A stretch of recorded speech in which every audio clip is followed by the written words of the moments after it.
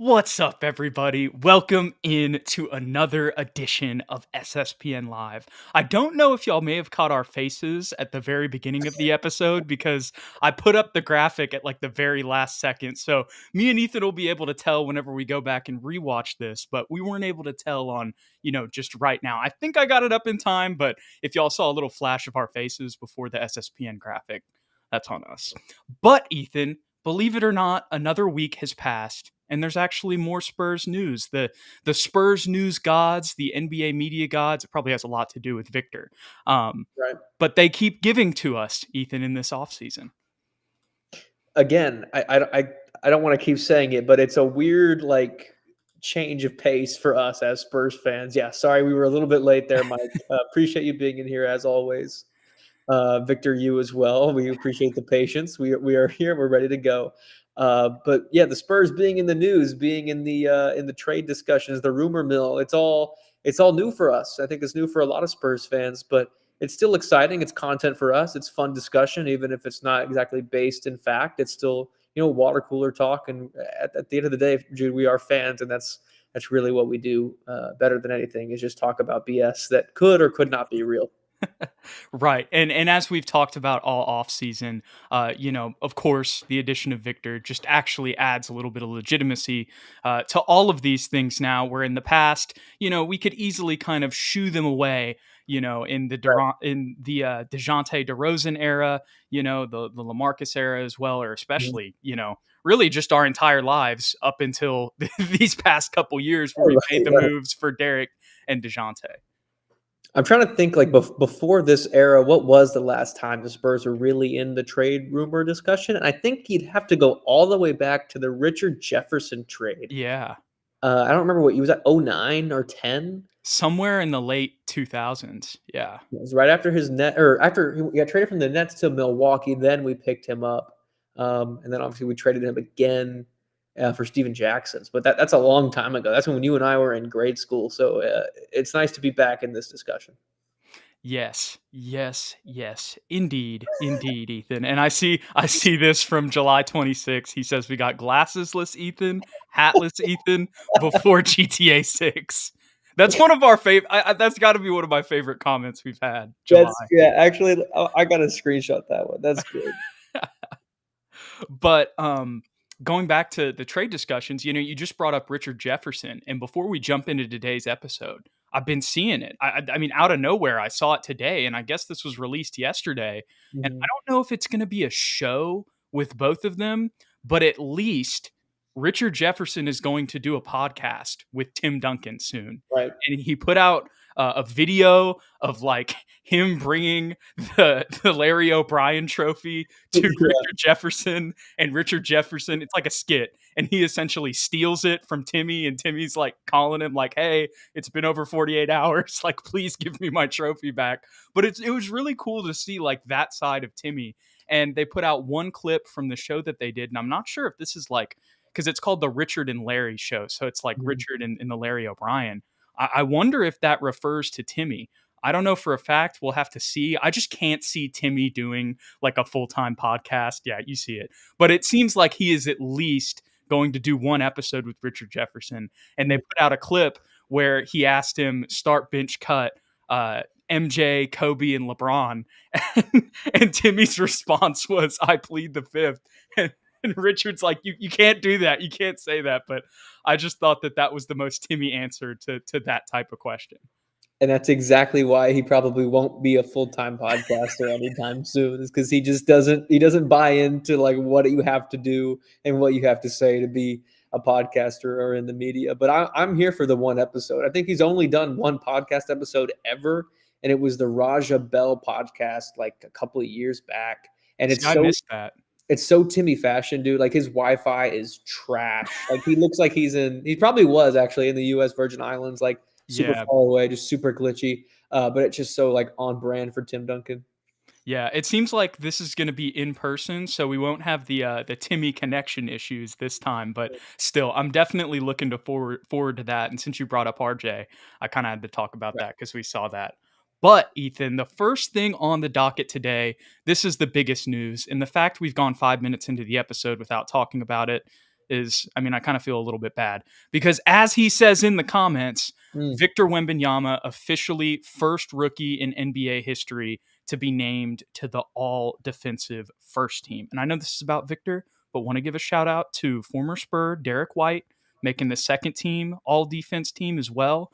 Love to see him in there also. But what is your reaction to Victor Wembanyama being named to the all defensive first team and the first rookie in NBA history to do so with guys like Tim Duncan and David Robinson? There's some other names I'm forgetting, but of course those two pop into my mind first. Those were guys who had really stellar rookie defensive seasons and they were second team.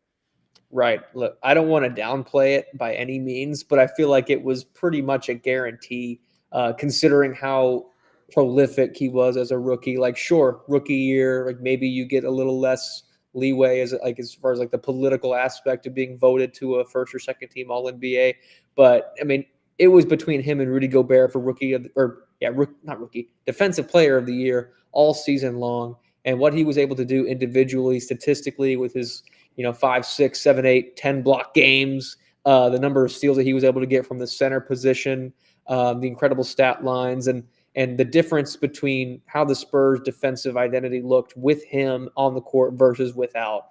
Like, I think you'd have a hard time finding someone who would say that he was not the best defensive player individually in the league. So big congrats to him. It is crazy that he was the first rookie to make All-NBA first team, but again, I'm not at all surprised. He was extremely deserving, and he has an extremely bright future. Several Defensive Player of the Year awards coming his way down the line. Yeah, I mean, you pretty much covered it to a T there, Ethan. But the one last thing that I'll say is similar to the Rookie of the Year in the sense that it's kind of expected. Like this isn't necessarily a surprise, as you and I watched him all season long, and even to people around the league, this isn't something that's like going to be like, oh, why is he first team or anything like that. This is like a unanimous thing, that everybody kind of agrees upon. But still, this was just like the Rookie of the Year, where we expected that, and that was unanimous. To hear it happen, and then to hear afterwards, like to have it really sink in that he's the first rookie ever to do this, and you see some of the other names on the list. I only mentioned the other former Spurs. Let me go ahead and look up some of the other names because I don't want to just keep it completely Spurs here. The tweet is loading as we speak. Manute Bol, Kareem Abdul-Jabbar, and Hakeem Olajuwon. I mean, that's why I wanted to mention other names. It's extremely impressive, and it's just the first, or I guess you could say second tick in his resume for why he's going to be a future all-time great and pinnacle Spurs player. Yeah, absolutely. Alejandro Morales, an SSPN OG, we see you in here all the time. He says, would you rather have Wemby win Defensive Player of the Year or first team? What's your answer, Ethan? First team defense or first team All-NBA? I assume I would say, here, well, you can tell us in the comments, but for the sake of this, I'm pretty sure he's talking about defensive first team. I mean, Defensive Player of the Year, but I don't think you win that and then don't get on the first team All-NBA defensive team. But just for him, I feel like winning Defensive Player of the Year would mean a little bit more. Yeah, and Alejandro does confirm. And I completely agree with you. Honestly, to me, I mean, I don't really think that there's a situation where that happens. Like if you win Defensive Player of the Year, you're going to be first team. But in, the hypothetical scenario world that we can have on SSPN, Ethan, I completely would say Defensive Player of the Year for sure. Thank you. I concur. Well, Ethan, any final thoughts on Wemby being named to first team all defense? It's the beginning of an extremely bright future. Heck yeah. Well, I see somebody else in the comments already talking about it, and it is the next thing on the docket as well. Kurt Golson says, just joined, but I'm so in on getting Castle. We're going to talk about him a little bit later. Worried he's going to be gone. But this was what I was referring to for our next topic. Really like the idea of Garland, too. And the reason we bring this up is because the Cleveland Cavaliers were eliminated in 5 games by the Boston Celtics in the Eastern Conference semifinals. And since then, there's been a lot of talk about Donovan Mitchell. There's been a lot of talk about Darius Garland. And probably one of the tweets or posts, on whatever social media you use that you've seen floating around is that there were some odds put out for where Darius Garland could end up if it's not in Cleveland next year. And of course, all these odds are plus odds, but the lowest odds or highest odds, it's the lowest plus number is what I mean, but the most likely team odds-wise on the list that he could potentially go to was the San Antonio Spurs. And Ethan, this ties into a theme that we even opened the episode up with. Like, there's just so much more water cooler talk, scenario, stuff like this with Victor.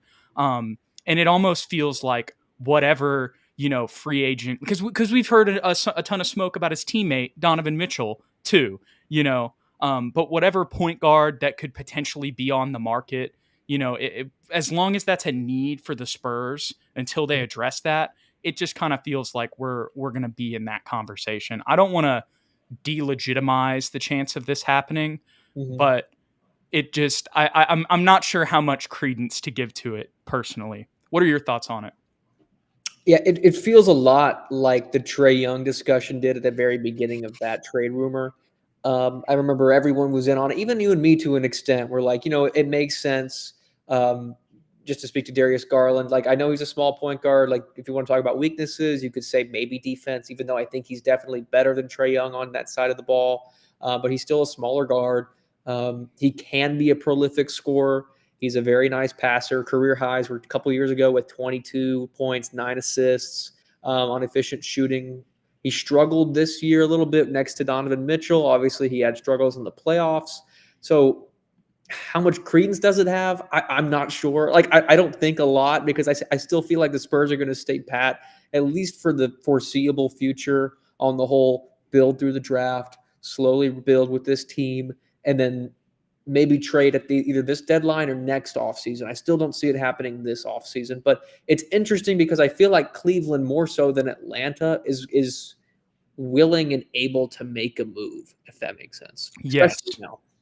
Yeah, and they're kind of in they're at a point in their franchise where, like, regardless of if they move, Garland or D Mitch, like, they've got still like a solid core around that. And if they move one of those guys, they're gonna get something in return. Like, they're still gonna have Jared Allen, they're still gonna have Evan Mobley, they're still gonna have Isaac Okoro. I know he's not a crazy player, but still a young player, who hasn't reached his ceiling. We'll see how long Karis LeVert's around there. He's a solid role player. Maybe he's somebody that could get moved. But as much as the Hawks just got the number one pick and it's a chance for them to reset too, the Cleveland doesn't have the number one pick. You know what I mean? And I think they've kind of realized their ceiling, where the Hawks might feel like they can still unlock some stuff. It is similar situations. Like, as I'm talking, I'm kind of realizing that. But for some, I don't know. Do you get what I'm getting at there, Ethan? With Cleveland just seeming a little bit more realistic. For sure, I do. But the more I think about it too, like, I'm trying to think about this from Cleveland's perspective, and they're not exactly an old team. Like, Jared Allen is probably their oldest, like, solid player, but everyone else is pretty young. Like, Darius is only 24. Donovan Mitchell is what, 25, 26 maybe. Evan Mobley is very young.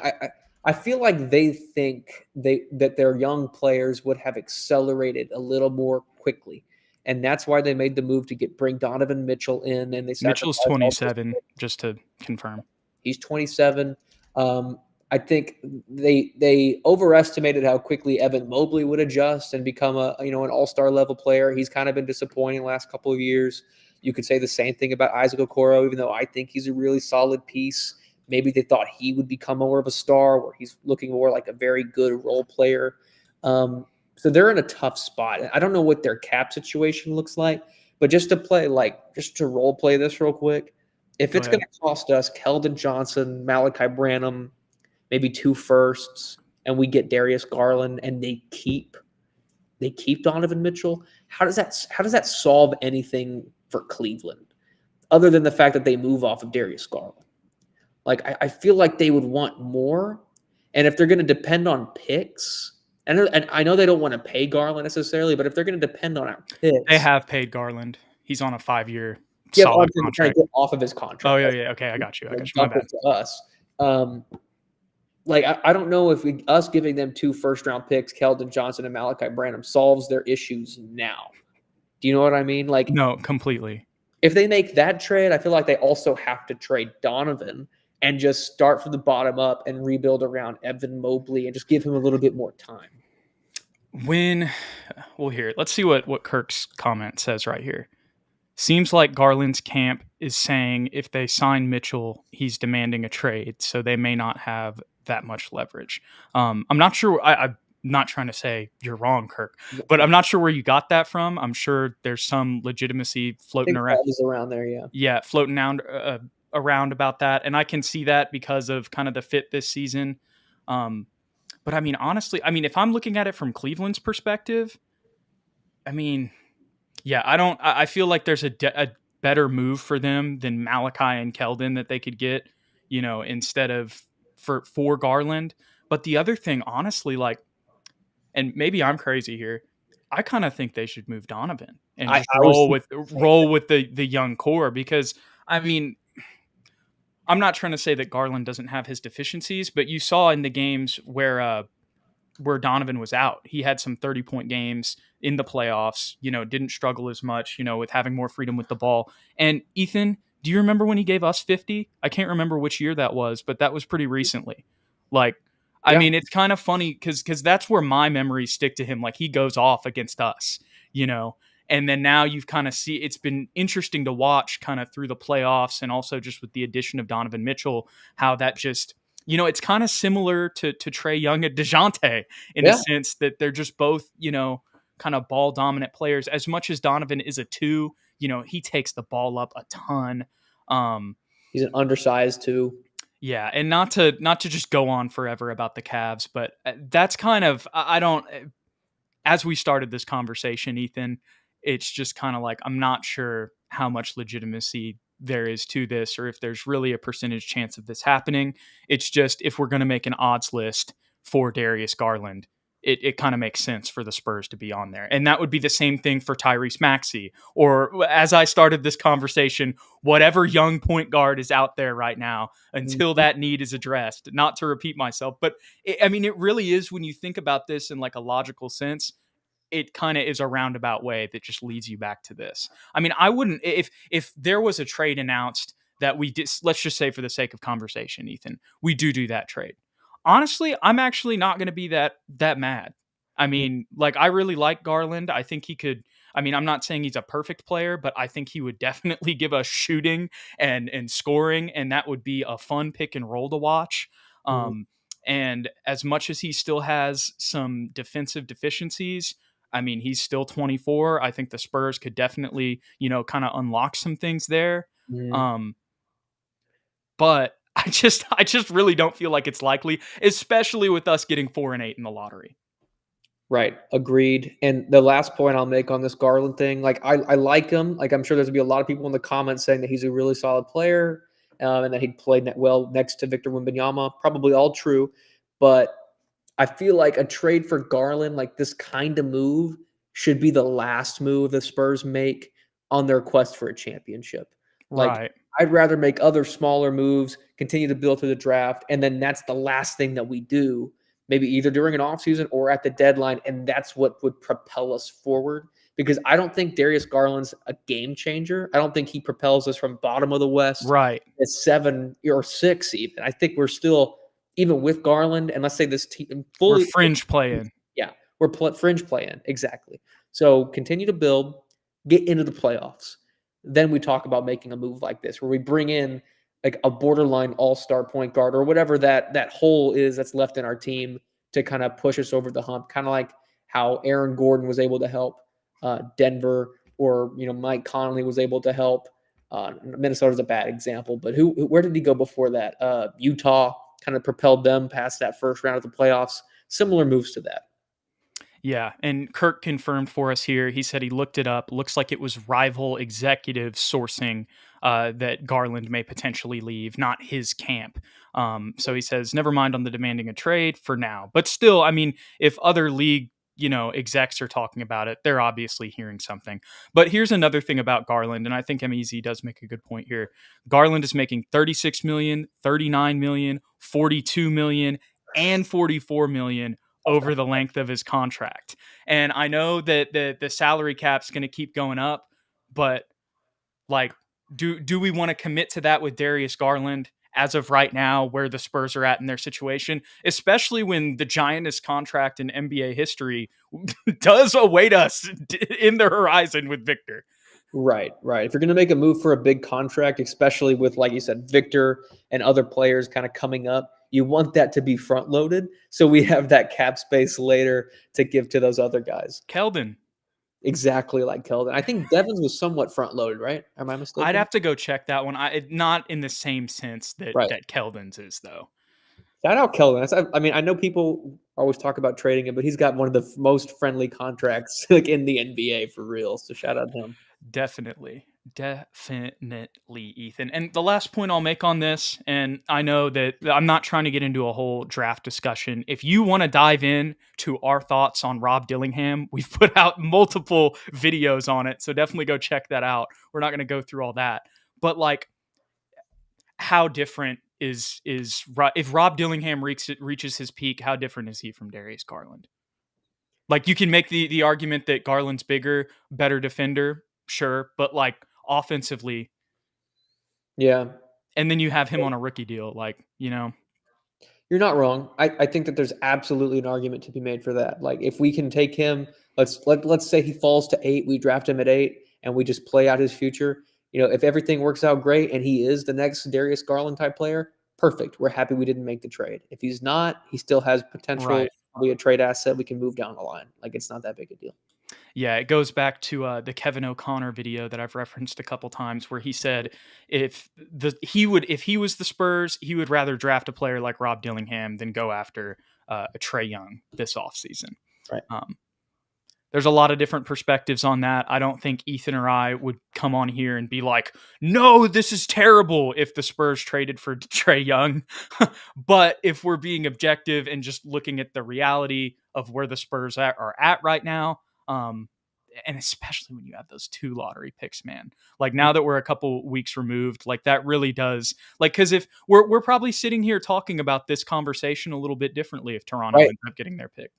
I was thinking the same thing. Having 2 top 10, top 8 draft picks lessens the need or the desire for us to make a big move like this to kind of fill the gap, because we have 2 bites at the apple to kind of fill in both of our biggest holes, which is a playmaking, explosive point guard to pair next to Wemby, and then a better wing to kind of alleviate the fact that Julian Champagnie is our starting small forward right now.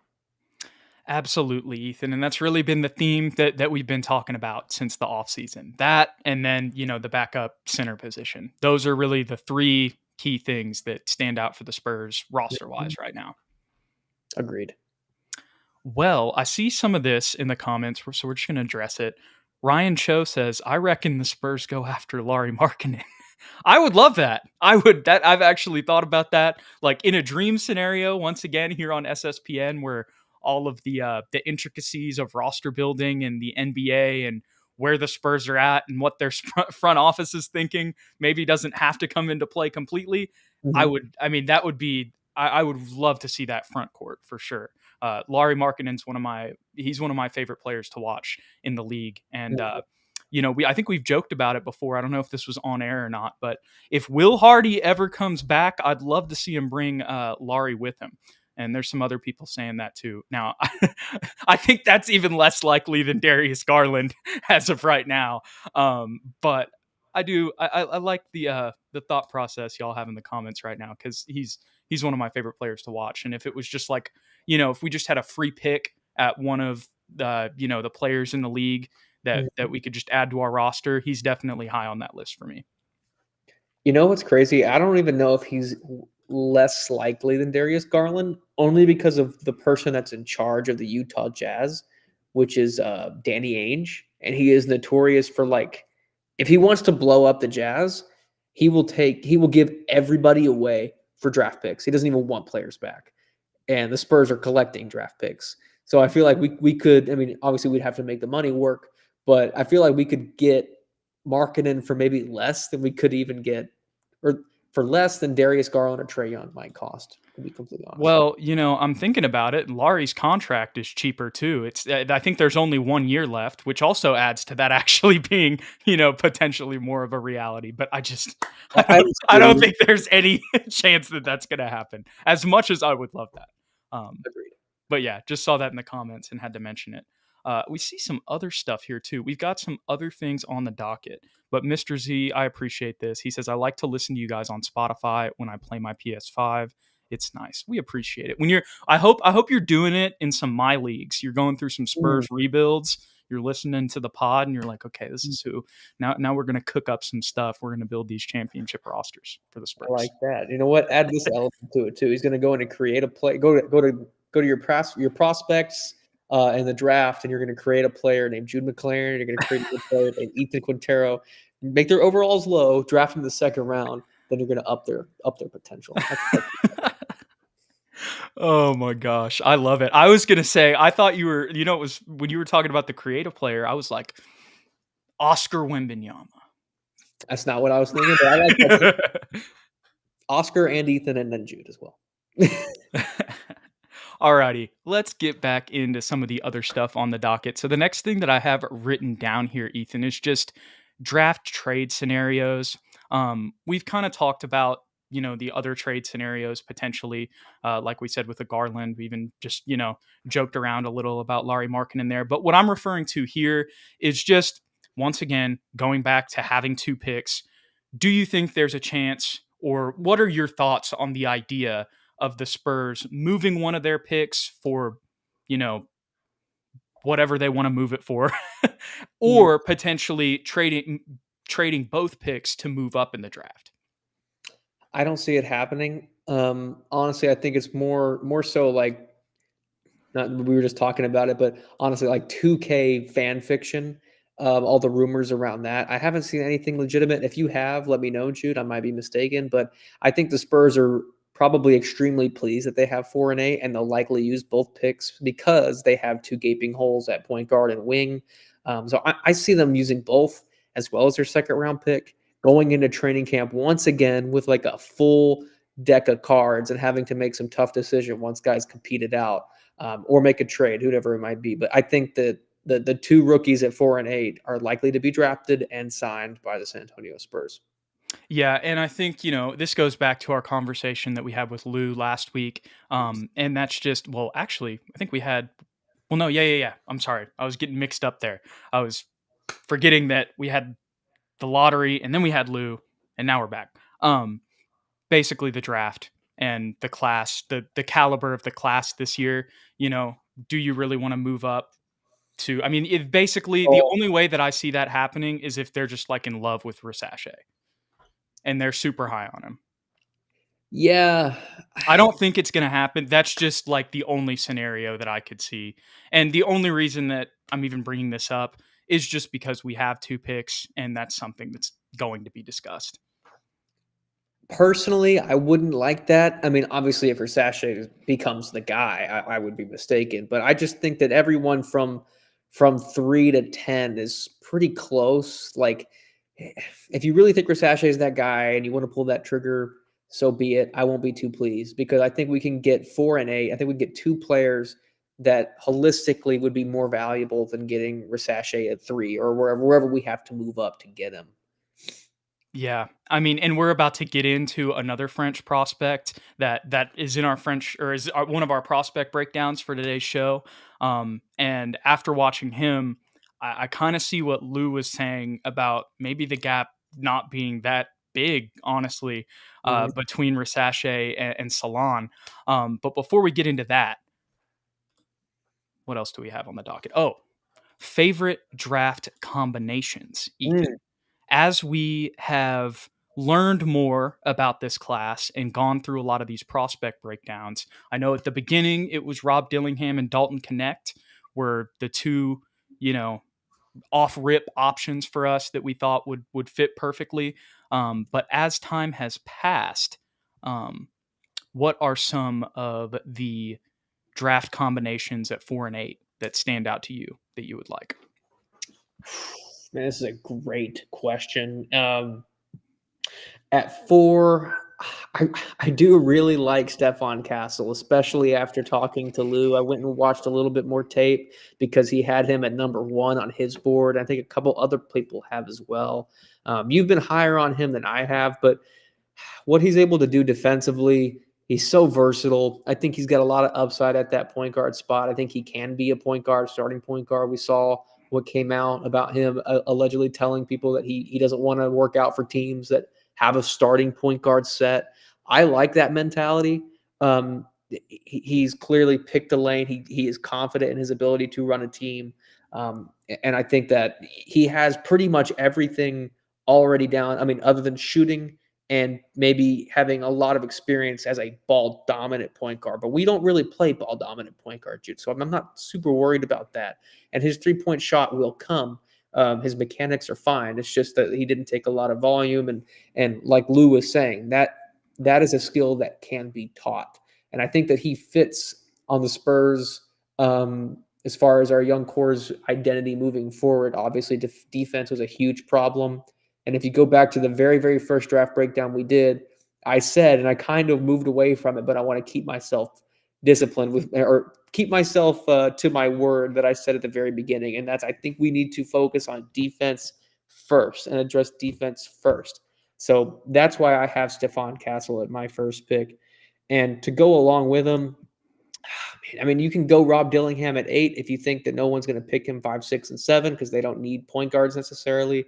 I think taking Stephon Castle at 4 allows us that capability to take him at 8. I know they both play point guard, but if you're nervous about his defense, Stephon Castle solves that.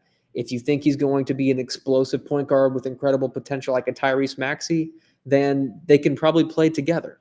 And if you don't, if you think he's only going to be like just a sniper and bad at everything else, I like the comparison of him to, say, a Jordan Clarkson, who can come in as our 6th man and just light it up for us and not necessarily have to be our all-star ball dominant point guard. I think that gives us a lot of room to work with, and two guys who did do two very different things. So we could address both sides of the coin there.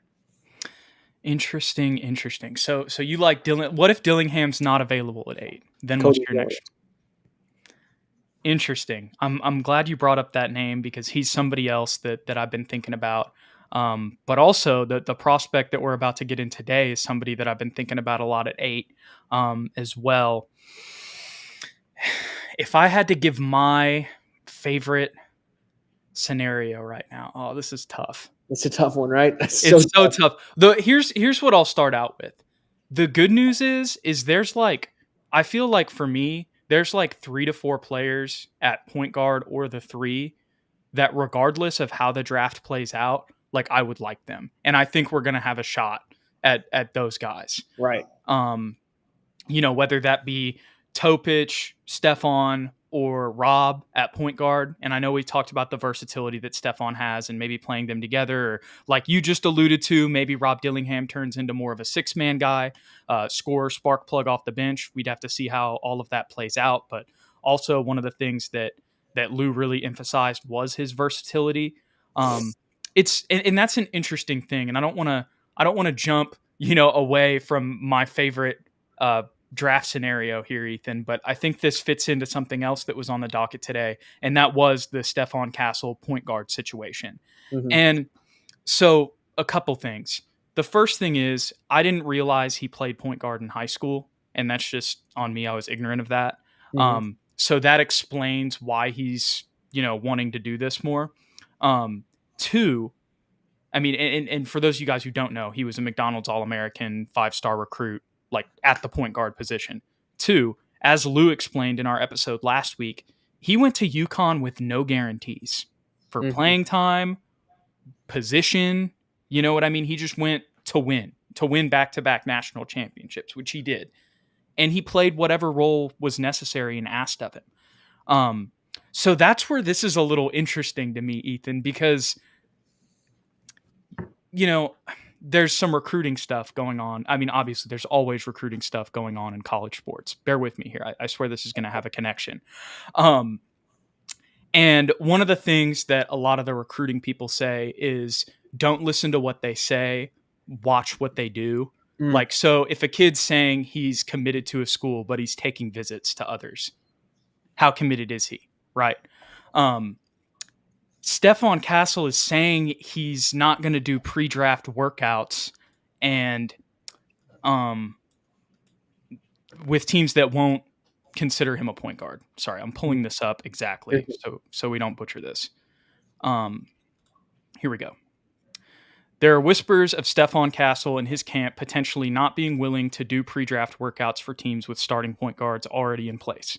Castle views himself as a point guard, and he was a 5-star recruit at the position before arriving at UConn. Potentially interested teams like the Hornets, Trailblazers, and Grizzlies could be impacted. Castle is viewed as a consensus top 10 pick in next month's draft. And there was also another thing that came out today, Ethan, that M-Easy mentioned in the comments earlier. And that is this. According to Kelly Eco, who is a reporter for The Athletic, he said that the Spurs are said to be big fans of Stephon Castle. Kelly Eco also reported that the Rockets may be potentially looking at Donovan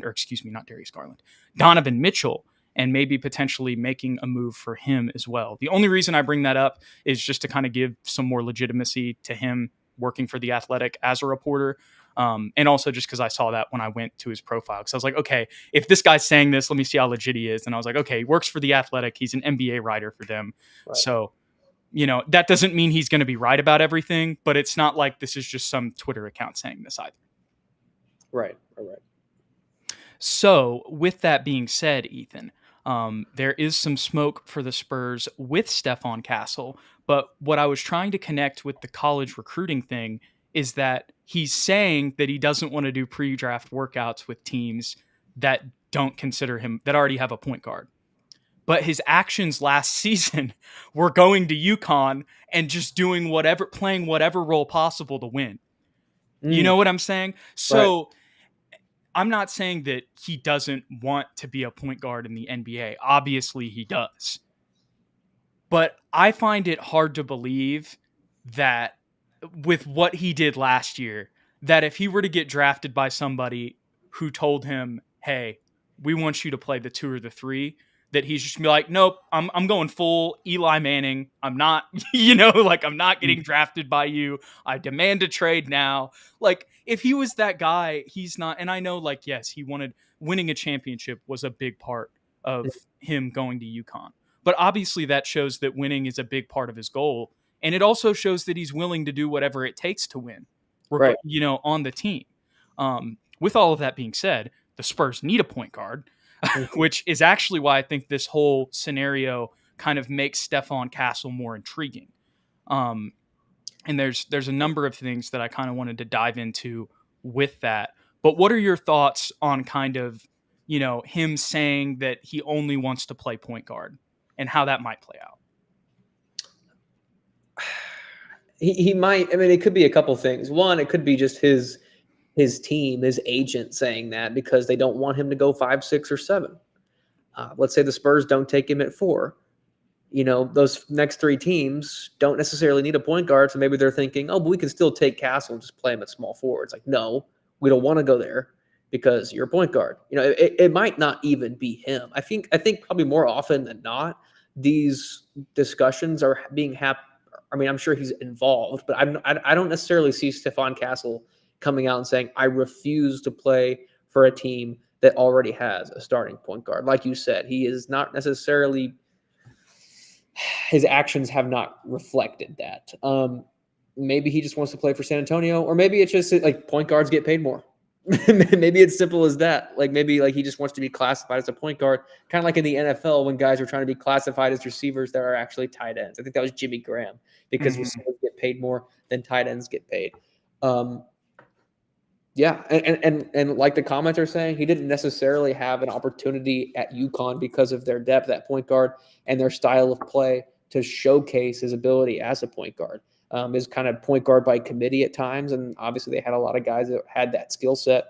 So other things shine for him, and he's 6'5", and there were smaller players on that team, I'm pretty sure. So just by matchup wise, he's going to be at the wing more often than not at UConn. So if for some reason teams are slotting him at the wing position more, maybe his team just wanted to nip that in the bud and say, look, this guy's a point guard. He just didn't have the opportunity at UConn to be a ball dominant, high usage rate guy. Yeah. I mean, I think you summed it up pretty solidly there, Ethan. And I was texting with some friends before the episode started, and one of them just made a point, like, if Castle ends up going to another school, he probably puts up like Right. way better stats too, because it's not just that he's playing on UConn, who's a talent stacked team, but we've talked about this before. I believe in the first prospect breakdown we did on Stephon, UConn has one of the most complex offenses in all of college basketball. And that's why they've won the national championship 2 years in a row. And the other thing that I even brought up in the prospect breakdown, and once again, this is when I was ignorant of his high school his high school history, I guess you could say a little bit, was, you did see him orchestrating sets a lot of times, in the UConn tape. And, when I was watching that, I was like, maybe there is a little part of him that could be a point guard. But in my head, I'm thinking like, oh, that would be like a project, not to the, and this is when I'm ignorant of him playing point guard in high school. But when I first said that, I was thinking like, oh, this will be not Sohan level, because he has a better handle. Like he already proved that he could, work through ball pressure and like dribble around guys. It wouldn't be to that extent, but I kind of felt like, okay, this would be like a molding project if we're going to do that. So I wasn't even really considering that too much. I was thinking about him more at the 3 because we already have Devin Vassell. But now that all of this is coming out, it's definitely making me think about a lot of things, Ethan, because to be honest, and I had this thought earlier today, and just tell me what your thoughts are on this. Offensively, he kind of does what Tre Jones does right now, but like has more of a bag inside the paint. You know what I mean? And there's a little bit of the shooting questions, but we also saw at the combine him win the 3-point shooting star drill. UConn's offense, maybe if he's in a more free-flowing system, he gets more looks, he has more volume, the numbers are better. But I believe that was a little bit of a struggle in high school for him as well, too. But I think also what we saw at the combine shows that it's not like, his jumper is just complete crap either. Right. Like Lou said, it's going to need some work. It's not perfect, but also I think he could, I think it's, if Jeremy Sohan can get to 33% 3-point shooting this season, like Stephon Castle, I think has the potential to maybe even do better than that in his career. But even in a sense where that doesn't work out, that's already the case with Tre. And what's Tre's biggest deficiency at point guard, Ethan? Defense. Yeah.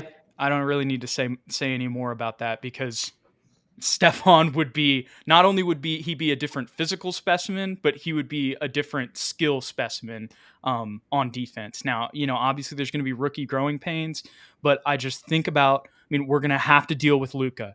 We're going to have to deal with Shai Gilgeous. We're going to have to deal with Jalen Green. Anthony much as, Edwards. Jalen Green isn't as big as those guys, right? Anthony Edwards.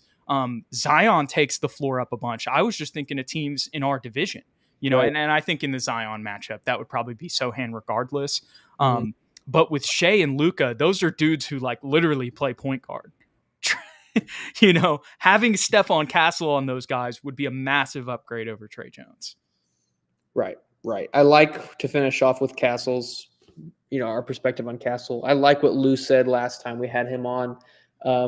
With Stephon Castle, you have to ask yourself, what doesn't he do? Not what does he do, because that list is much, much smaller. And if you say, what doesn't he do well right now? The only thing you can really say is consistent 3-point shooting at UConn. But like you said, we still have to be aware of the fact that he won that drill at the combine. His jump shot is not broken. It is smooth. And shooting is a skill that everybody can improve on. We've seen it done before.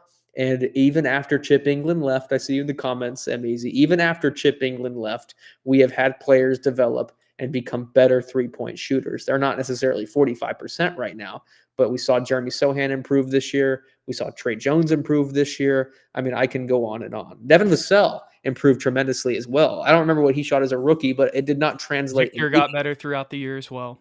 Keldon Johnson, like we have seen guys develop even without Chip England on the staff. So I'm not too worried about that for him. Yeah, and I mean, I'm not trying to diminish like Chip England's exit either, because look at how Oklahoma City's shooting. But at the same time, I do get what you're saying there. Like we have seen, like I don't remember what Jeremy Sohan's 3-point percentage was last season, but it was in the 20s, and now it's in the 30s. So that's an improvement. And especially Trey Jones at the end of the season. Now, we'd like to see that consistently throughout the year, but definitely some solid signs there. But Ethan, is that any other final thoughts on Stephon Castle at point guard and that whole conversation? No, sir. I think it works. And it's definitely making me consider him at 4 more. I will say that I love Rob Dillingham, but I think that there's a lot of, I think there's some stuff that Stephon Castle could do in the pick and roll with Wemby that would still, unlock some things for us offensively. Obviously, he's not going to be able to have this, he's not going to have the same step backs and shooting ability out of the pick and roll that Rob Dillingham does. But nonetheless, he would attract attention with the ball in his hand, which would, leave a guy like Devin Vassell open. That also then ties into Jeremy Sohan and, who else we have on the floor at that point, whoever we draft at 8. I assume would probably be a 3 to replace Champagnie. But there's a lot of intriguing. I don't think it's just like if you pick Castle, there's not like some offensive potential there still, is what I'm trying to get at. I would agree with that. Yes, sir. And I know earlier we kind of just jumped into this. We were talking about trade scenarios with the draft. I just wanted to say we wrapped that up. I know I kind of just jumped to the next topic there, but there really wasn't that much else to say on that. And I'm with you also. Like I would just prefer this year with the nature of this year's draft, just to roll with those 2 picks, take our swings, see what happens. 2 is better than 1. This is the draft to do that into. Because of, they're really the only guaranteed thing at number 1 really being Sarr. So couldn't have said it better myself, sir. Let's see. Okay. Final topic before we get into this prospect breakdown, Ethan. Zaccharie Risacher has been going off recently in the LMB playoffs in France. I believe they actually played today they didn't play today. They play this Thursday. I was looking at their schedule because I was seeing if maybe there's a chance I could watch some. But there weren't any games on yesterday, and I was hoping there would be a French League playoff game on, but there wasn't. 28 points, 6 rebounds, 11 for 16 overall, 5 for 9 from 3, 1 for 2 on free throws in 29 minutes. The reason we bring this up is because whenever we had our guy Lou from Miami Heat Beat in Playoff Foul on last week, the 2 biggest things that he kind of criticized about Risacher, which I understood in the moment, I totally got where he was coming from. The stuff that I'd seen in the tape, it kind of matched up with what he was saying. He talked about, his on-ball creation. We hadn't really seen very many flashes of that. It was a lot of catch and shoot, straight line drives. And then on top of that, in the biggest moments, whether that be in FIBA, where he's playing with Alex Sarr for the French team, or previous years in the playoffs, maybe, he kind of had some rough games, but I don't know if he was listening, Ethan, because his past 2 games since then, specifically in the LNB playoffs, I don't remember the stats for the last one, but I'm pretty sure it was another 20-point performance, efficient shooting. But here's the thing.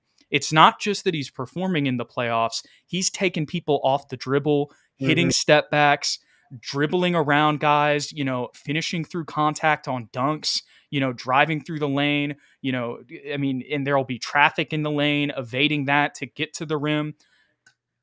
Like I said, I totally got where Lou was coming from, but man, these past couple games from him, he's been like the 2 things that you criticize him on, he has been doing well.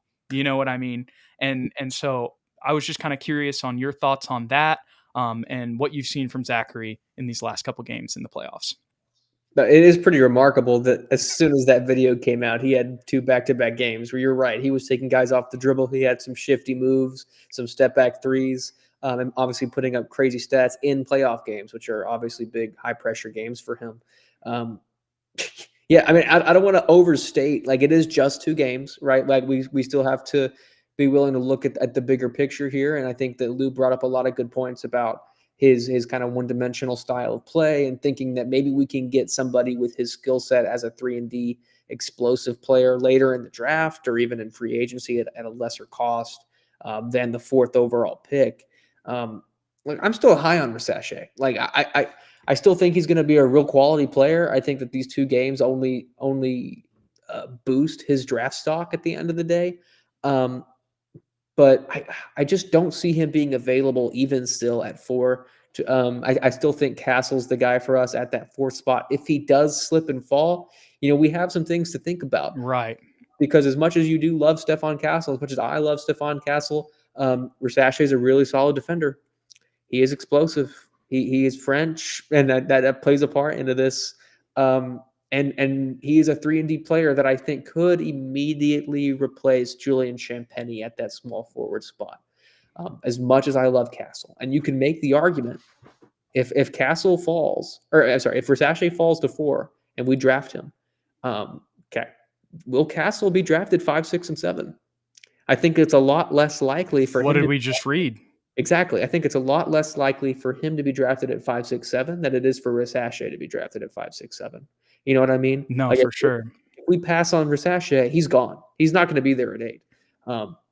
So that's the balance that the Spurs front office is going to have to figure out if he does slip past 1, 2, and 3. Is Stephon Castle. If we really think that that's the Spurs guy, will he be there at 8? Because if there is a scenario where we get both of them, Jude, I'm going to be jumping for joy because we get 2 guys that are just potentially all defensive team level paired next to Victor Wembanyama, who's the first rookie to make all defensive first team, and Risacher can shoot as well. We immediately get 2 starters that are impactful defenders.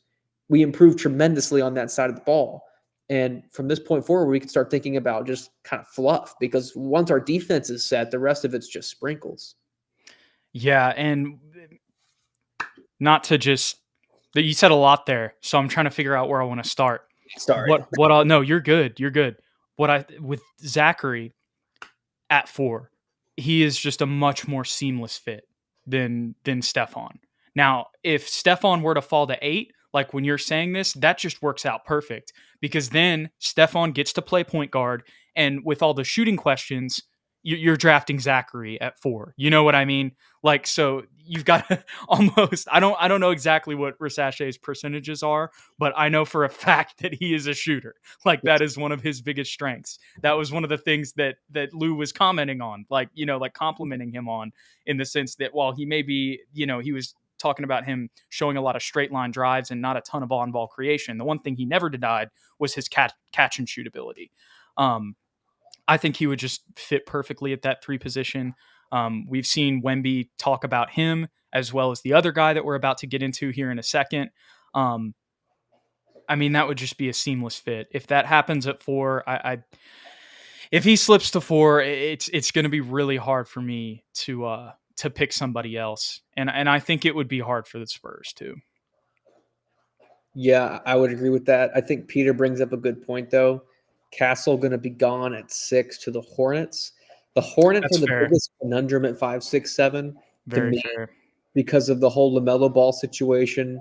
Is LaMelo Ball going to be a name that the Spurs are at the top of the odds to trade for? Like, there's high potential there. And he, next to Brandon Miller, and who's the big center they got? Was it last year or the year before? Mark Williams, Nick Richards. Williams. Okay. Yeah, that's a solid, like, big 3 to kind of build around for them. So that's an interesting thing that I didn't really think about. Yeah, but regardless, Zaccharie Risacher definitely showing impressive flashes of the things that he has been criticized on coming into the draft process. So good to see if there is a potential scenario where he drops to 4. I really don't see it happening. I know there's been a lot of talk about the Wizards needing a point guard. And I totally see that. He agrees. He says the Wizards do need a point guard. I just don't feel like the Wizards are in a position where they can lock themselves into a position in the draft. And I think with what they saw from Bilal Coulibaly last year, I think that is going to entice them to take another player from the same league that has had even more success than Bilal did last season. Right. And here's the other thing, people might say, oh, well, they play the same position. I talked about this in the mock draft video that I did like right after the lottery. First of all, they both can shoot. So that kind of gives you versatility. And actually, there was something that came out today that I saw that apparently Bilal has now grown to 6'9", and I think he's like 214 pounds or something like that. The point is, I think Zachary's already 6'9". I think both of those guys, well, even at 6'9", like Bilal played the 2 last year at times, and his skill set's not going to change. So I think they could still play him there if they wanted to. But ideally, in the modern NBA, probably what I'd expect them to do if they were to pick both of them is play them together at both of the forward positions. But with their length and then both like that, you know what I mean? You're not even really playing small ball at that point.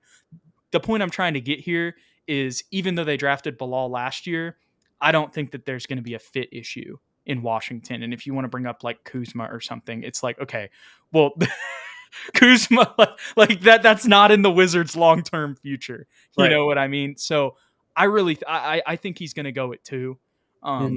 But if he fell to 4, everything that we've already talked about, I think are definitely some reasons to consider him there. Yeah, let's be completely frank and honest about the Wizards. They need everything. Yes. So Risacher, I think, is probably, I would agree with that, going at number 2. If he doesn't, the Rockets would probably love to bring him into. They have 3, right? Say it one more time. Rockets have 3, right? 3? The 3rd pick. Yes. Sorry. No, I was like, are you talking about Cam Whitmore? That's what I'm thinking in my head. Dylan Brooks, Cam Whitmore. I was just thinking like the Rockets are a weird one too. Like they're a team that could potentially trade back, but they're also a team that they could use a backup big. They could use a Fred VanVleet replacement and Reed Shepherd. They could also use a Risacher. Like they could take any of those guys. The trouble with them is they're kind of drafting someone to be off the bench, I think. Because I think their starting 5 is pretty set. Yeah. But they're a team that if Risacher hits 3, I could totally see them drafting him as well to be a potential Dylan Brooks replacement. Yeah. Especially if with his contract, they might want to trade off of that in the not too distant future. What was that? Yeah. If he falls to 3, it would, it's going to be hard. That's why I brought up Washington. Like it's going to be hard to see him get through both of those, but maybe there's just some teams that, maybe the Wizards are really in love with Topic or something. I've actually seen that mocked a little bit. And maybe there's just a situation where the Rockets are like, we already have Cam Whitmore, as much as Dylan Brooks is Dylan Brooks, we like him as a bench piece and just the veteran presence that he is and the experience he has. We'd prefer to go with a Reed Shepherd to replace Fred VanVleet. Maybe there is a world where that happens, but with all of the basically every big board mock draft other than the ringers has Zaccharie going like 1 or 2 or in the top 3. So it's just kind of hard for me to see that, but likewise. Not to just repeat that forever, Ethan. But let's get into this prospect breakdown and wrap up the show here, Ethan. We are going to be talking about another French player who plays for Cholet in the LMB, and that is Tidjane. I may be butchering his first name, but we're getting the last name right this time. We literally listened to the game audio before we came on, Salaun. And he is someone who is listed at 6'9", but there's been a lot of talk about him being bigger than that. And when I watched the LMB tape, to be honest, he does look a little bit bigger than Zaccharie. Maybe that's just me being complete Spurs fan bias. I heard that on Twitter and now I'm like seeing it in real life, even though it's not really the case. But I genuinely think maybe it is just my biases. But from what I saw, he does look a little bigger than Risacher. At the least, he is bigger weight wise, even if he's not, even if they both end up being 6'9", but he does look a little bit taller than him as well on the court. And there's even been rumors of him being as big as 6'11". So that's kind of what matches up with this. Maybe he's a little bit in the middle, say 6'10". It doesn't really matter. The point is there's a lot of potential at his size and just with his frame in general. It's not just height. It's also his build as well. And Ethan, there has been a lot of talk about the Spurs potentially being interested in him. Andrew Lopez, if you have grown up on the Spurs, you remember when he was like a Spurs, he was really, on a Spurs reporter. He kind of took some time off. How do I describe this? When the Spurs started losing after the Tim Duncan, Tony Parker, Manu era, he kind of took some time off and really went and focused on the Pelicans with Zion. But now that Wemby's back, of course, he's moved back to San Antonio and being, the main ESPN NOLA and San Antonio correspondent. But here's what he says. Givony, I know I got that wrong in the in the mock draft. I apologize for that, y'all. But Jonathan Givony talks about the Spurs at number 8 being a real possibility for Tidjane Salaun. Here's what Victor Wembanyama told ESPN in January about Salaun. I can trust this guy to get better and work out like crazy. But that wasn't the only thing that was said about the Spurs and Tidjane Salaun. I couldn't get this to pull up as a graphic, so I'm just going to read it here, Ethan. But here's what Givony said from his intel after the mock draft, or after the lottery. Or I think this was actually at the Combine. I know I just mentioned like 3 things. Combine and after the lottery. After talking with numerous NBA teams about Salaun this week, it seems he's much closer to being a top 10 pick than the late lottery candidate he is currently ranked in the ESPN Top 100 at number 10. Several teams are flagging the San Antonio Spurs at number 8 as a real potential landing spot for Salaun. The French connections with Victor Wembanyama are obvious, as the two share an agent and have known each other dating back to 2017 when their sisters played together on the France FIBA U16 European Championship team.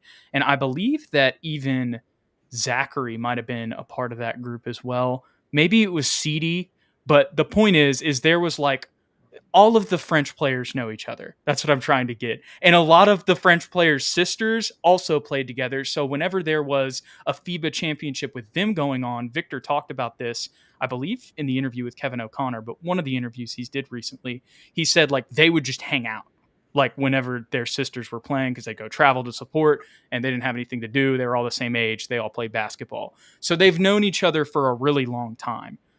So there's definitely some personal connections there. But Ethan, I'll just dish it to you as we round out the episode with this segment. What did you see when you dove into his tape? What are some strengths and weaknesses, as well as his potential fit in San Antonio? I mean, the fit is apparent, right? He's 6'9", 6'10", power forward, extremely versatile, has a lot of upside. The fact that he's French is also, I see it as a positive, especially I'm sure the Spurs do, considering Victor Wembanyama is our centerpiece. Obviously, he's very raw. He only averaged 9 points, 4 rebounds a game last year during the regular season. He's very young.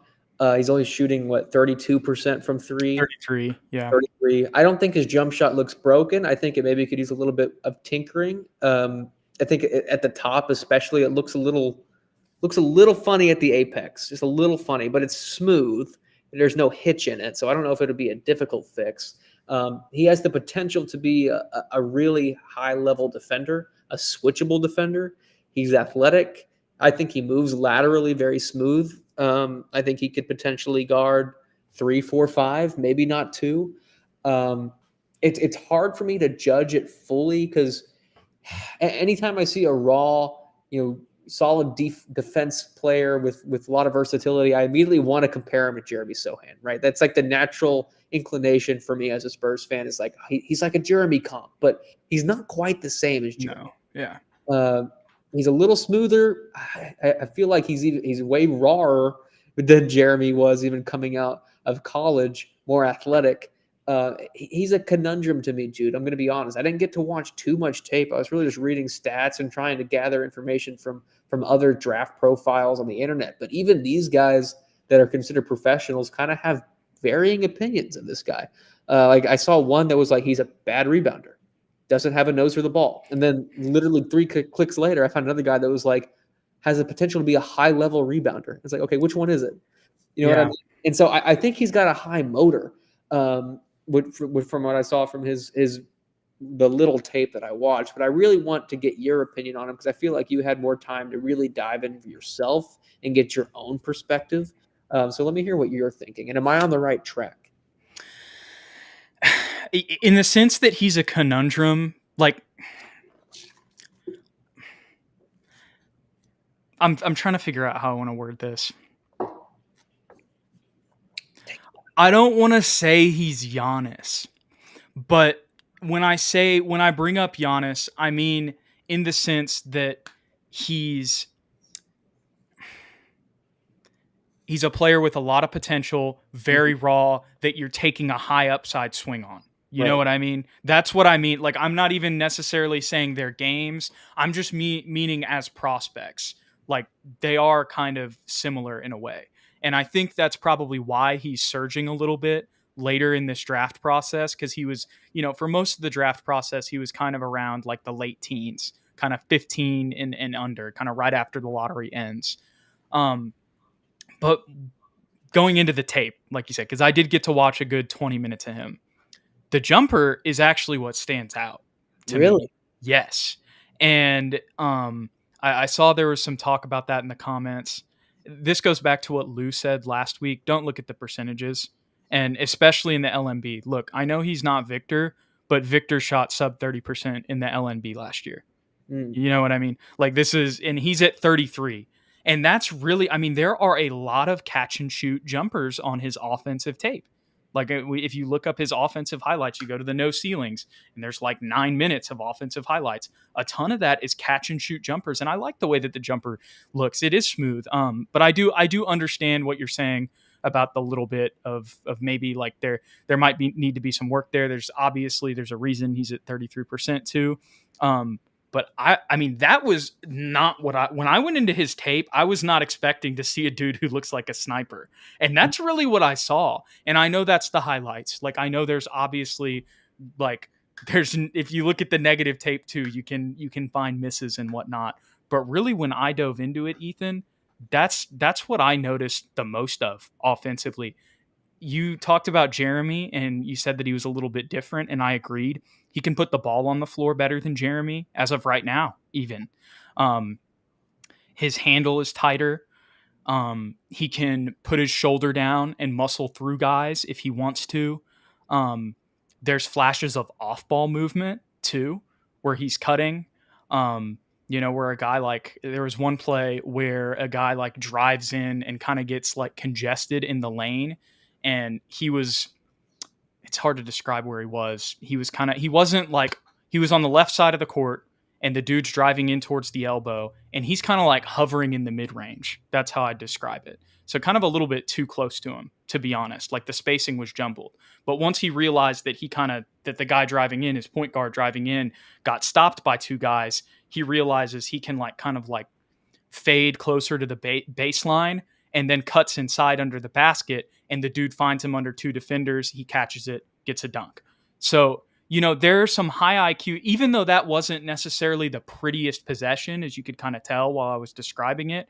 He had the wherewithal to understand, like, hey, even though this is kind of jumbled right now, if I make this move and fade out this way, because he's double teamed, I can get an easy dunk under the rim. He can finish through contact.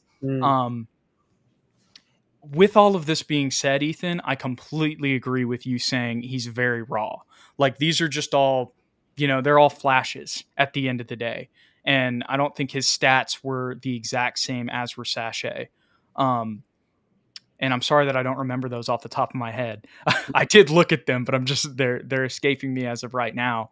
And that's probably because they didn't stand out that much. Right.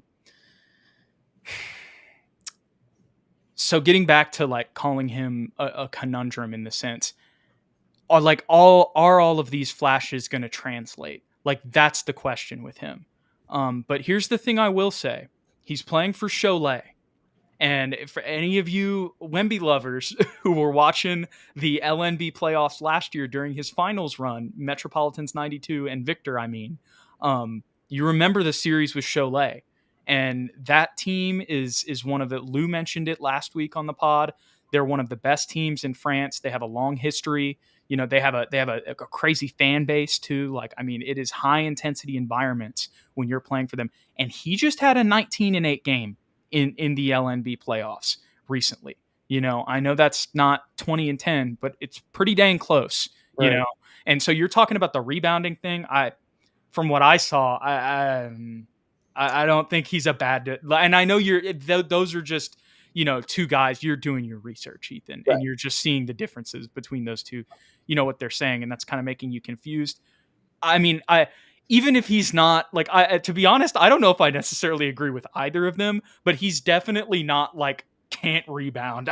I disagree with that one. Like maybe he's never like in all, the other side of it, like what you saw, like an all-time great rebounder, but he's too much of a physical presence, and plays with effort too. Like, and with that being said, I'm not seeing him like doing cleanup duty a bunch either, but he's definitely someone who like he's not a terrible rebounder. That's what I'll say. And I think that's like for sure. I think the other negative that I read, and I don't know if you can tell this from the tape that you watched, but they said that playmaking is not going to be his thing right off the bat. Like he still needs to figure out a feel for the game. Sometimes we'll get lost, especially when he has the ball, as far as like finding open teammates, finding cutters. But like you said, when he without the ball is moving without the ball, high IQ player. It's just when he has the ball. Maybe that needs more development. I don't know if I can see that. I can definitely see that. I didn't really see a ton of playmaking highlights from him. It's either like catch and shoot jumpers or he's taking somebody off the dribble, putting his shoulder into him and getting a bucket at the rim, or like I said, the off ball stuff. But I mean, like I said, catch and shoot is an off ball play too. I'm trying to think. Really, I mean, the thing that stands out to me, Ethan, when I think about his highlights is the catch and shoot jumpers. I wish I had more to say with that, like more offensive analysis, but a lot of it really was that. And like I said, definitely can use his physicality driving inside and, has a solid handle. Like, I'm not saying that he's going to come into the NBA and he's going to be Allen Right. Iverson, but I think he is at like a significantly ahead of like a Jeremy Sohan, for example, when it comes to just, handling the ball. yes. And specifically, like, you see a lot of these taller players, the ball like bounces up, all the way to their chest. We saw that with Jeremy and we saw how much of a problem that was this year. You don't see that with him. The ball stays below his waist. And that was something I noticed on his drives. And I mean, he's got a little bit of some crossover moves too, but I think he's really kind of just coming into his potential, which is why you're kind of seeing like the 19-8 games now. Like, I want to say that that's one of his highest, one of his better statistical games of the season. And, that's starting to kind of happen now in the playoffs, but that's also telling. And the fact he's getting those minutes on a team like Cholet, which would be the equivalent of they didn't win the championship last year. Or did they? Maybe they did. I don't know. I can't remember exactly. I think Metropolitans 92 actually beat them in like the semifinals. But the point is, they're like they're a perennial playoff team in France. They don't like to lose. That's why their fan base is, as crazy as they are also. So for him to be performing in that situation, and on Cholet specifically, I think that's another thing that is just a bonus, a plus for him, as a prospect. I would agree with that. Only thing I'll say, just to play devil's advocate, as far as us drafting him at 8, if that's, I believe, where everyone assumes we might take him at 8. If he is as raw as we're both saying, and he might need a year in the G League, or he might need a year just not being in the rotation. And I don't know if there's all going to be a lot of Spurs fans or even the Spurs front office that want to use the 8th pick on someone that's not going to play for a year or more. Well, I don't mean to interrupt you here, Ethan, We mentioned Cody Williams earlier. I think he would play though. I understand where you're coming from, but remember we were talking about this with Lou, and even Kevin O'Connor said it too. He could be a guy that a lot of people view as 2 years away from being 2 years away. And remember, he even said like if you draft Cody Williams and you understand like first year, it's not really going to be anything crazy. To me that kind of insinuates that he probably would be in the G League too. With that being said, because Cody Williams plays at Colorado, I think he is just more of a sure thing than Tidjane. But we know from Wemby that he has a work ethic. That is one thing we do know. True that. You cannot underestimate that Frenchman work ethic. You can't. And I mean, if he's saying that about him, like he's a guy that he could trust, to work hard every day and continue to get better. I think, that also ties into another one of Lou's points when he was talking about Stephon Castle. And he said, don't look at the percentages, just trust the work ethic. Mm-hmm. You could make that argument for Tidjane. I think I'm trying to think of because obviously highlights are highlights. When I think of negatives for him, I think, you could, if you want to hit on the shooting percentage, I just really didn't see that. And with what I saw from Victor, and I know they're completely different players, but what I've seen from a lot of teams. I mean, we talked about Tyrese Maxey last week, Ethan, too. Like he was a sub 30% 3-point shooter in college. Like from what I saw, I think the jumper, and maybe that's just wide open catch and shoot jumpers. A lot of people can hit those. Champagny can hit those at a high rate. But I really did see that a lot from him in the tape that I watched. But maybe there's, the ones that if I see some of the other things about his shot, maybe there's some shot mechanic things that he can fix. Looking at more of the negative highlights, maybe I would have a little bit of a different perspective there. But to think about things that he can get better at, I would say playmaking. I think that is something that I did not see a lot of when it came to the highlights, as much as there were some flashes of off-ball movement, being able to find players, when he's just driving to the basket, kind of trying to be a physical presence. It kind of, as we're talking about this, Ethan, it kind of reminds me of Keldon a little bit. As much as we love our boy Keldon, and we saw Keldon have more assist games this year, but think about like Keldon first coming into the league, right, where he's just barreling inside. He ain't thinking about passing, you know what I mean? Like back in the bubble. That's kind of how I would equate where Tidjane is at right now. Man, I wish I had. I'm sure there's some times where he's got beat defensively. But really, I mean, I saw a lot of potential. Like when I was watching him, I was like, as I said, I think to even earlier in the stream, or I don't know if I said this to open this up, but when Lou said he didn't feel like there was that much of a gap between Risacher and Salaun, I understand where he's coming from. With that being said, Tidjane is not putting up the exact same numbers as Zaccharie is right now, nor has he been as consistent throughout the season. But when we're just talking about complete upside potential, like that's why I brought up the Giannis thing earlier. If Tidjane hits, I'm not saying he's going to be Giannis, but he could be somebody who could really develop into like a physical presence, whether that's at the 3 or the 4. With his height, I think he definitely could play the 4, and with his size as well, and strength. If everything develops with him, like he really could. I mean, I don't want to say he could be an all-star, but like he could be a gem. He could be a hidden gem in this class. And, I think the word is starting to get out a little bit, which is why he's becoming more of a late lottery selection, where he's been more later in the teens kind of throughout the process this year. Well, I'll finish the Tidjane discussion with, if there's anybody in the comments from France or anyone that has seen him firsthand and could kind of tell us maybe some of the negatives that we're just not seeing from the highlights, please let us know in the comment section. We will gladly look over those in our own time and for the next video as well as we approach the draft. And I also wanted to think real quick out loud. No, you're good. Giannis is the ideal, right? Who is Giannis in the league right now that's like, have you seen those memes where it's like Jason Tatum is the LeBron James of Tobias Harris's? Yeah. You know what I mean? Who's the bad version of Giannis, but like same style of play, or maybe not even bad, just like more realistic version of Giannis in the league? Can you think of any names? There's one name that pops into my head, but it's not a good answer for this conversation. I got one too, but you go first. Well, like I said, this one's not. This is actually a better comp for Tidjane now that I think about it. That's what I'm trying to get at. Okay. Well, this is not.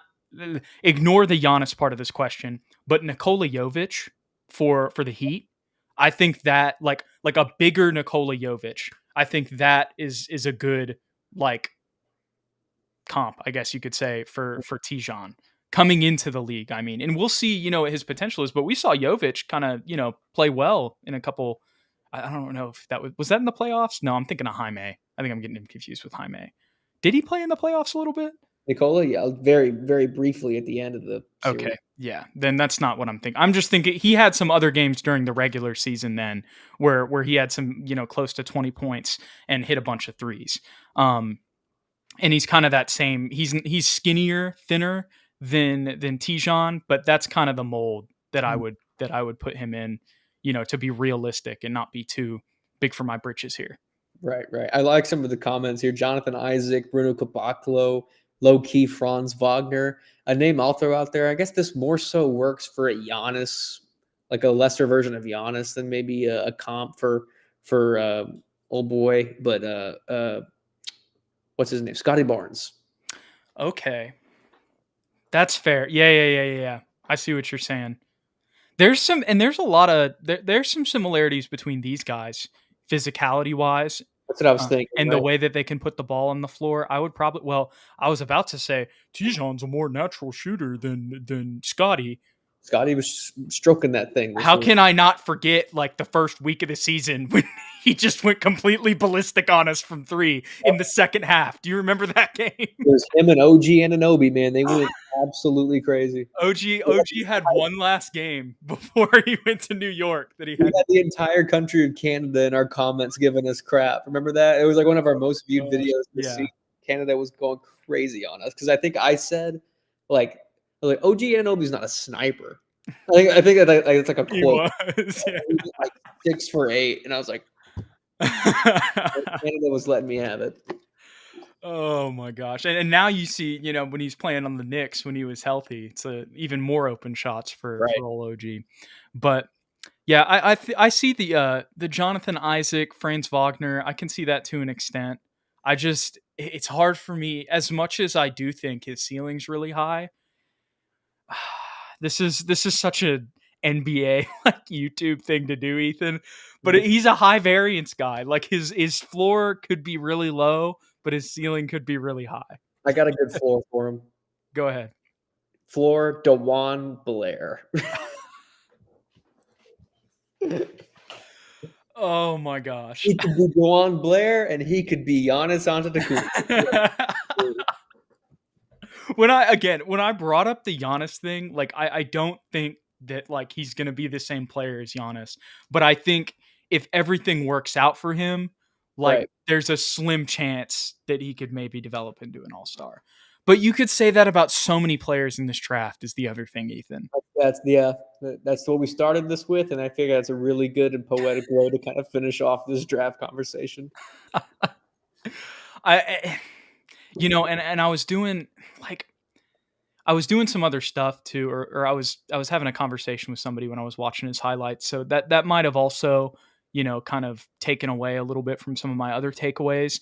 Cause I was just trying, but really, man, like I think even if I went back and watched it, I would just see him hitting catch and shoot jumpers, then occasionally taking guys off the dribble, using his strength and physicality inside to get a layup, or get a dunk. If he drives past somebody, I'm not really seeing him clean up, on the boards. I will say, and offensively, when I say that, defensively, I did see him, get some boards and go coast to coast in transition, from time to time. And now that I'm thinking about it, Ethan, I said I didn't really see too much playmaking. It's kind of popping into my head a little bit more. I mean, there were some, but even when I'm remembering the playmaking a little bit, that's still probably an area where he can improve. And he does look a little bit jumbled at times. It's not like a smooth, like he definitely can't, like right now, he can't like operate out of the pick and roll or anything. It's more like you kind of alluded to earlier, he gets himself in a jumbled situation and then he kind of has to pass out of it. And maybe that works into an assist because, two guys tried to trap him, to frustrate his dribble. And, Right. and that just leaves somebody open. And yeah, I mean, like I said, I wish I had more analysis kind of on that. But defensively, I mean, obviously in highlights, you're going to see good plays. I'm sure there's other ones where he's gotten taken advantage of, but offensively, that was kind of what I saw from him. And then defensively, even though I did just reference, I'm sure there are plays where he's got taken advantage of. There's a lot of flashes there too. But it really, Ethan, it all just comes down to athleticism and frame. Those are the things with him. And then you do see shooting ability, which is nice. You see flashes of that. So that's why I think he's the upside swing. He's got all of the athleticism and, size aspects, to be a modern four in the league. But is that all going to come together? Is it going to translate? We just have to see it play out. But I will say, this is the last thing I'll say on this, Ethan. I'll end this off with this. After diving into his tape, I see why there are conversations about the Spurs potentially taking him. And also, I wouldn't be mad at it. I really wouldn't. Especially if we get like a Castle at 4, who's, going to be more of a sure thing. This kind of goes back to what Lou was talking about. If we have, more of a sure thing there, that kind of allows us to take an upside swing on a Tidjane Salaun. But also, once again, I really like Cody Williams. We can talk about him in another episode, but I've become a lot higher on him as the season has gone on. And I do think that if we're going to go with an upside swing, as much as I love the French connection between this guy, and, I'm sure the Spurs have done their scouting reports, and it's great that him and Wemby have been friends, since they were teenagers.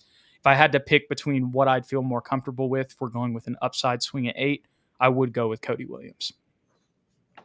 I would agree. And to add anything else would be uncivilized. So we appreciate all of y'all hanging out today. We're going to go get to this playoff game, see what's happening. I just got a notification. Tyrese Halliburton is money from near half court to pull even with the Celtics at half of game 1, Ethan. Oh my goodness.